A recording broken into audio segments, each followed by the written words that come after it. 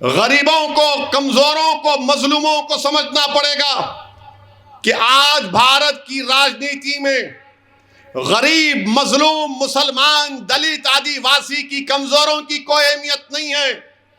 जिसके पास दौलत है वही तो एमएलए एमपी बन के जा रहा है, वही तो जीत कर जा रहा है। जब वो जीत कर जाता है तो क्या उसके दिल में गरीब की, कमजोर की मोहब्बत होगी? क्या उसके दिल में कमजोर को ताकतवर बनाने का इरादा होगा?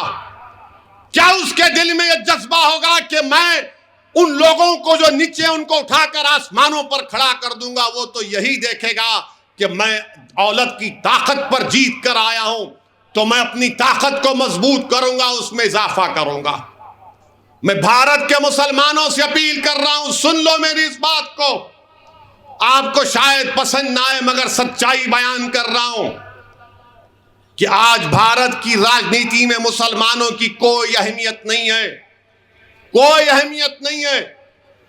आपके वोट की भी अहमियत नहीं है, क्योंकि जो अपने आप को सेकुलर कहते हैं, जो सही मानों में बीजेपी के बराबर फिरका परस्त हैं, ये पूरी पार्टियां ये जानती हैं कि आज मुसलमानों को जाकर बोलने की जरूरत नहीं है। मुसलमान खुद बीजेपी आरएसएस के डर से हमको वोट दे देगा। बताओ, क्या ये आपकी हैसियत हो चुकी है कि अपने साथ खड़ा करके एक फोटो नहीं लेना चाहते, अपने मंच पर नहीं बिठाते मुसलमानों को? मेरे अजीज दोस्तों और बुजुर्गों, ये तल्ख हकीकत है, याद रखिए। बिल्किस बानो का मसला आया, कितनों ने बिल्किस बानो के इंसाफ का मुतालबा किया? सब खामोश हो गए, सब गूंगे पड़ गए। यही आप पार्टी के एक लीडर से किसी एक मीडिया के शख्स ने पूछा कि बिल्किस बानो, तो उसने कहा बिल्किस बानो नहीं, हम स्कूल और क्लासरूम की बात करेंगे। बताओ, क्या बिल्किस बानो मुसलमानों का मसला है? बिल्किस बानो भारत का मसला है, भारत की महिलाओं का इंसाफ का मसला है। मगर बिल्किस बानो के इंसाफ की बात नहीं की जाती, इसलिए नहीं की जाती कि मुसलमान है। और जब मैं बोलता हूं तो मुझे बदनाम किया जाता है। और जो लोग गूंगे बन जाते हैं, जो लोग खामोश हो जाते हैं, और इलेक्शन जब आता है तो आप उनको वोट देते हैं और मुझे सजा देते हैं। ये कौन सा इंसाफ है? आप बताइए कि जो हर मसले में आपके लिए बोलने वाली जमात है। ट्रिपल तलाक का मसला आया, ऐवान पार्लियामेंट को हमने हिलाकर रख दिया अपने दलाइल से। यूएपीए का कानून का मसला हमने मुखालिफत की। हर मसले में हमने सच्चाई को बयान किया। मगर जब चुनाव आता है तो जो लोग दगाबाज हैं, जो लोग धोखा देते आते हैं, आप उनको इनाम दे देते हैं। आपका इख्तियार है, आप दो। अगर आप समझते हैं कि सच्चाई को बयान करने के ऊपर, बिल्किस बानो के इंसाफ के ऊपर ओवैसी को सजा हम देंगे तो दो, आप मेरे भाई हैं, मैं आपका खादिम हूं। अगर आप ये समझते हैं कि बच्चों को लाकर सरे बाजार पीटा गया और उस बच्चों की तकलीफ को बयान किया ओवैसी ने, तो हम उसको सजा देंगे, और जो खामोश बैठे हुए थे हम उनको इनाम देंगे, तो दो, ये आपका जमहूरी हक है। मगर मेरे अजीज दोस्तों और बुजुर्गों, जो लोग खामोश हैं वो आपका मजाक उड़ा रहे हैं। जो लोग खामोश हैं वो आपका इस्तेसाल कर रहे हैं। जो लोग खामोश हैं वो आपकी बर्बादी के अफसाने प्लानिंग बना रहे हैं। जो लोग खामोश हैं वो हमेशा के लिए आपको खामोश करना चाहते हैं। इसीलिए ये दीवाना आपके दरमियान में खड़े होकर पुकार पुकार कर कह रहा है कि भारत की लोकशाही में अगर इंसाफ को हासिल करना है, अपने हक को हासिल करना है, जिसका जिम्मा, जिसकी गारंटी भारत के संविधान ने हमको दी है, तो क्या खामोश बैठने से होगा? उठो, एक कोहराम मचा दो। मेरे अजीज दोस्तों और बुजुर्गों, यही बात मुझे आप तक कहना था कि आप अपने वोट की अहमियत को समझिए। मंजलिस का साथ देना नहीं देना यह आपका जमहूरी अख्तियार है, मगर मेरा काम यह है कि आपके दरमियान में खड़े होकर मैं आपके सामने इन बातों को रखूं, आपसे इल्तिजा करूं, आपको समझाने की कोशिश करूं। मेरे अल्फाज में इतनी ताकत नहीं है, मैं गुनाहगार हूं कि आपके दिल को मोड़ सकूं, मगर मेरा ईमान यह कहता है मेरा मानना यह है कि दिलों को मोड़ने वाला रब्बे कायनात है। अल्लाह ही आपके दिलों को मोड़ेगा इंशाअल्लाह ताला, अल्लाह ही आपके दिलों को मोड़ेगा। मेरे अजीज दोस्तों और बुजुर्गों, आज भाजपा के पास दिखाने के लिए कोई मुद्दा नहीं है। महंगाई आसमानों को छू रही है, पेट्रोल डीजल इतना महंगा हो चुका है कि लोग परेशान हैं।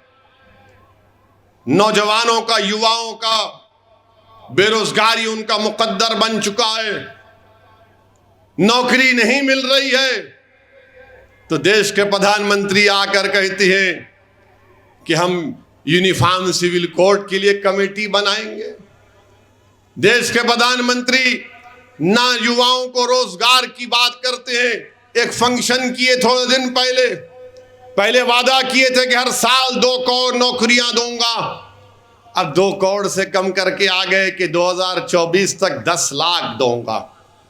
हाय मोदी जी, कितना झूठ बोलते हैं आप, कितना लंबा लंबा छोड़ते हैं आप। एक बार देश के प्रधानमंत्री सऊदी अरब गए थे। सऊदी अरब गए तो वहां पर वो रियाद में वो सऊदी भी उनको दिखाए, वो उनका वो किला पुराना और एक तोप दिखाए। देश के प्रधानमंत्री ने अपनी मन की बात में कहा था कि कभी कभी मजाक करना चाहिए। तो देश के प्रधानमंत्री की बात पहली मर्तबा मैं सुनकर मजाक कर रहा हूं, दिल पे मत लो आरएसएस वालों। तो वो शेख ने, सऊदी शेख ने प्रधानमंत्री को तोप दिखाई। प्रधानमंत्री माशाल्लाह हर चीज का गहराई से जायजा लेते हैं। ऐनक को यूं करके अतराफ में फिरे और उस सऊदी शेख से पूछे कितना दूर फेंकती। तो सऊदी शेख ने कहा वल्लाही तुमसे कम।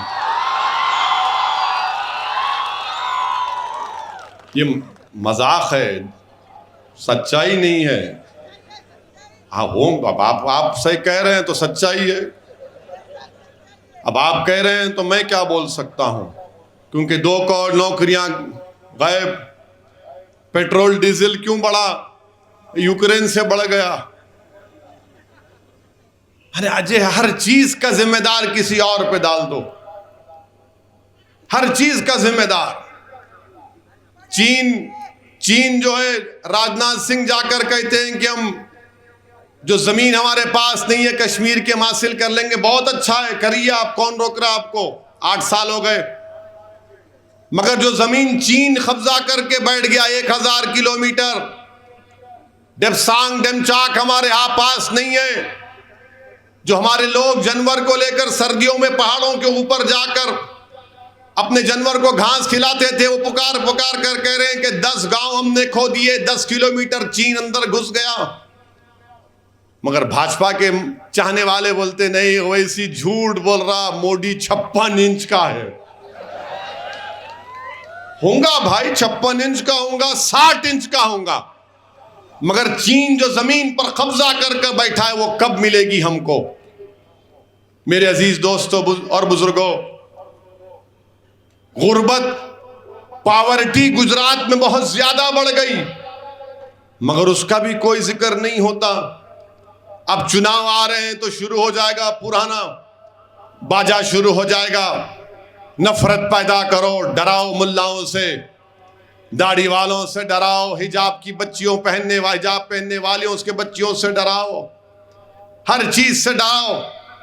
मेरे अजीज दोस्तों और बुजुर्गों,